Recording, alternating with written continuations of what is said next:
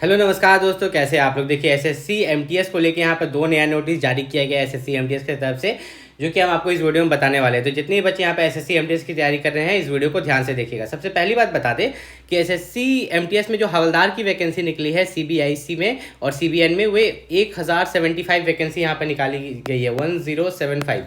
लेकिन एमटीएस की वैकेंसी अभी तक डिटरमाइन नहीं की गई है, अभी कलेक्ट किया जा रहा है। ऐसा इसलिए हो रहा है क्योंकि एसएससी एमटीएस का वैकेंसी टाइम से पहले निकाल दिया गया था। तो इसमें वैकेंसी कितनी होने वाली है, आपकी जो वैकेंसी रहेगी मिनिमम 5000 प्लस रहेगी। ठीक है, 5000 से कम नहीं रहेगी, चिंता करने की जरूरत नहीं है, लेकिन 5000 प्लस रहेगी। अब कितना रह सकता है, 10,000, 15,000, ये आगे मैं बताऊंगा। और साथ ही साथ यहाँ पर जो है डॉक्यूमेंट वेरिफिकेशन को लेके भी एक नया नोटिस जारी किया गया है, जो कि हम इस वीडियो में बताने वाले हैं। लेकिन उससे पहले मैं आपको बता दूं, ये जो डॉक्यूमेंट वेरिफिकेशन वाला नोटिस है, उससे पहले मैं आपको ये बता दूं कि अगर आप एसएससी एमटीएस की तैयारी कर रहे हैं तो आपके लिए जो सबसे बेस्ट बुक है वो है ओसवाल पब्लिकेशन का। किसका? ओसवाल पब्लिकेशन का। इस बुक के बारे में अगर बात करें तो ओसवाल पब्लिकेशन का एसएससी एमटीएस का ये बुक है, जिसमें 27 previous year solve question paper है।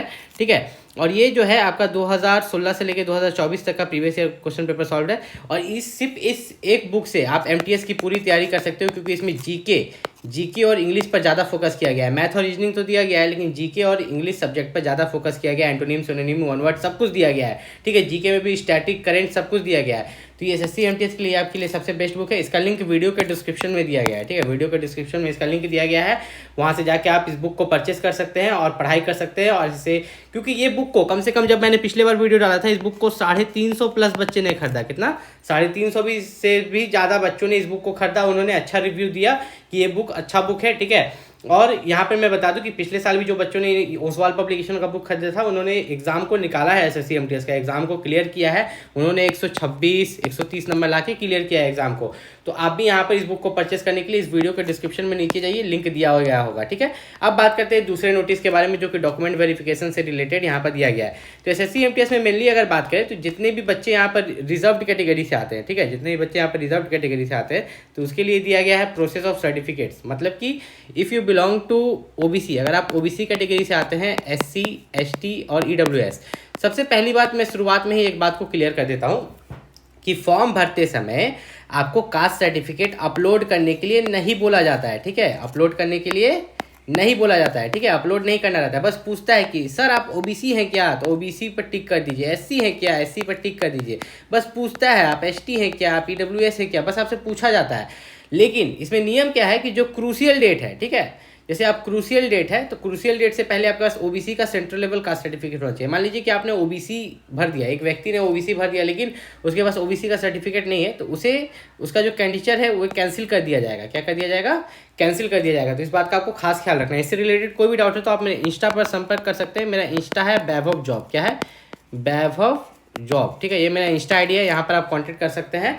वहाँ पर आपको लिखना है कि हमको एसएससी एमटीएस में प्रॉब्लम है, तो मैं आगे आपको बता दूंगा। ठीक है, यहाँ आप नीचे कमेंट भी कीजिएगा तो मैं आपको बता दूंगा जहाँ आप करना चाहें। Crucial date for claim of SC ST OBC certificate is the last date, closing date of the receipt of online application. ठीक है, इस चीज़ का आपको खास ख्याल रखना है। अब मेनली अगर बात करें एसएससी एमटीएस में, तो एसएससी एमटीएस में जो आपका जो मेन सिलेक्शन होगा, ठीक है, सिलेक्शन किससे होने वाला है मैं आपको बताता हूँ। यहाँ पर देखिए, आपका जो है यहाँ पर ये एक ही दिन होने वाला है, सेशन 1 सेशन 2। ठीक है, सेशन 1 खत्म होगा तुरंत उसी समय सेशन 2 आपका खुल जाएगा। तो मेन सिलेक्शन जो आपका होगा, यहाँ देखिए, सेशन 1 जो है आपका मैथ और रीजनिंग, ये क्वालिफाइंग है, इसमें नेगेटिव मार्किंग नहीं है, नेगेटिव मार्किंग 0 है, नेगेटिव मार्किंग नहीं है, और ये क्वालिफाइंग है। अगर आप जनरल से हैं तो आपको 12 क्वेश्चन करना है, ओबीसी से हैं तो आपको 10 क्वेश्चन करना है, एससी एसटी से हैं तो आपको 8 क्वेश्चन करना है। कोई बड़ी बात नहीं है, जनरल से 12 क्वेश्चन तो आप बना ही सकते हैं। 40 में 20 में 12 क्वेश्चन नहीं, 40 क्वेश्चन में। ठीक है, 40 में आपको 12 बनाना है। ठीक, फिर सेशन 2 पर आपका मेरिट बनेगा। ठीक है, इसमें नेगेटिव मार्किंग भी रहेगा, और साथ ही साथ इसमें जो 50 क्वेश्चन है, इसके लिए आपका 150 मार्क्स है। अब 150 मार्क्स में जो कटअप जाता है, मैं आपको बता दूं, इस 50 क्वेश्चन को बनाने के लिए 45 मिनट का समय मिलता है, लेकिन 150 में से आपका जो कटअप जाता है वो भी मैं आपको यहाँ पर इसी में बता दूंगा कि क्या कटअप आपका जाने वाला है। तो there will be no negative marking in session 1। ठीक है, in session 2 there will be negative marking of 1 mark. ठीक है, सेशन 2 में 1 मार्क का नेगेटिव मार्किंग रहेगा। और यहाँ पर कटअप कैसे जाता है मैं आपको बता देता हूँ। आपको दोनों सब्जेक्ट अच्छा होना चाहिए। मान लीजिए कि जीके में अगर आप 20 क्वेश्चन बना रहे हैं, लेकिन इंग्लिश में अगर आप 22 क्वेश्चन बना रहे हैं, ठीक, तो अब इसका जोड़ के निकाल लेते हैं। तो गुना 3 किए इसको, गुना 3 किए इसको, तो 20 गुना 3 यहाँ पर हो गया 60, और 22 गुना 3 हो गया 66। दोनों को अगर जोड़े तो 6 6 12, एक हाथ में 6 6 12 1 13, 132 कितना आ रहा है हमको? 132 नंबर आ रहा है, और सॉरी यहाँ पर 60 होता, मैंने इसको 6 जोड़ दिया, थोड़ा सा 1 सेकंड गड़बड़ी हो गया यहाँ पर, ठीक है। तो यहाँ पर अगर देखें तो 6 और 0 को जोड़े तो 6 हुआ, 6 6 12, तो 126 नंबर। तो अगर आप 126 लाते हैं तो हवलदार तो आराम से मिल जाएगा, एमटीएस भी मिलने का चांस है, ठीक है। याद रखिएगा कि अगर आप हवलदार के लिए सेलेक्ट होते हैं तो आपको 1600 मीटर 15 मिनट में वॉक करना पड़ता है मेल को, और फीमेल को 1 किलोमीटर 20 मिनट में। अब कोई बच्चा बोलेगा कि वॉकिंग में या मेडिकल में फेल हो जाएगा हवलदार का, तो क्या दिक्कत है? कोई दिक्कत नहीं है, तो उसको एमटीएस के लिए सेलेक्ट कर लिया जाएगा, ठीक है। अगर आप हवलदार का फिजिकल में फेल हो जाते हैं तो आपको एमटीएस के लिए सेलेक्ट कर लिया जाएगा। एसएससी एमटीएस की तैयारी कर रहे हैं तो इस चैनल को जरूर सब्सक्राइब कर लीजिएगा। और ओसवाल पब्लिकेशन का जो बुक मैंने बोला था, ठीक है, आपको जो मैंने ओसवाल पब्लिकेशन का एसएससी एमटीएस के लिए बुक बोले थे, उसका लिंक वीडियो के डिस्क्रिप्शन में दिया गया है नीचे, ठीक है। नीचे डिस्क्रिप्शन में लिंक है, जाके